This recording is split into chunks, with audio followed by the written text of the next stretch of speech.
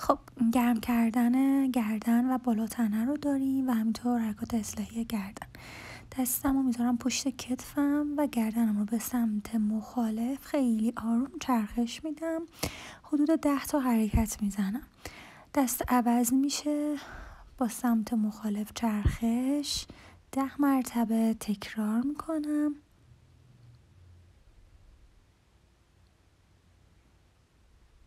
گردن رو به سمت پایین بالا، آروم آروم میکشم گردنم رو پایین به سمت بالا. اینم 10 مرتبه تکرار میکنم.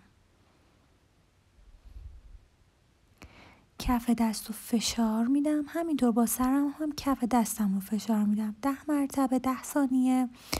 دست عوض میشه، باز 10 شماره تکرار میکنم، جلو و پشت سر.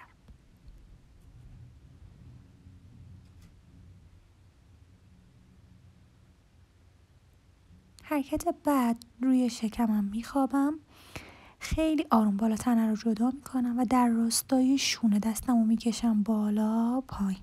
این حرکت هم 10 مرتبه تکرار میکنم. هنوز فیلتون خوب گرم نشده، زیاد بالا نیایید. کف دستم رو میذارم کنار بدنم به سمت بالا، آروم پایین.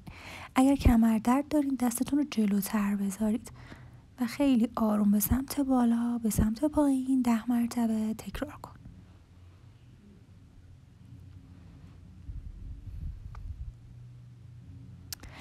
این دفعه دستم رو میذارم کنار کتفم، همزمان با اینکه گردنم میچرخه دستم هم میکشم به سمت بالا. دستم پشت کتفم، گردن به سمت مخالف و کشش دست. 10 مرتبه تکرار میکنم.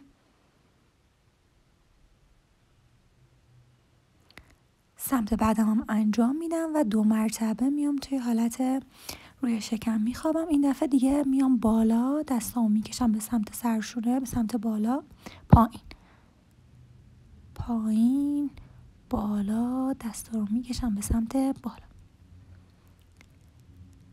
حرکت کبرا، دوباره بالا پایین 10 مرتبه. کمر درد دستاشو جلوتر میاره.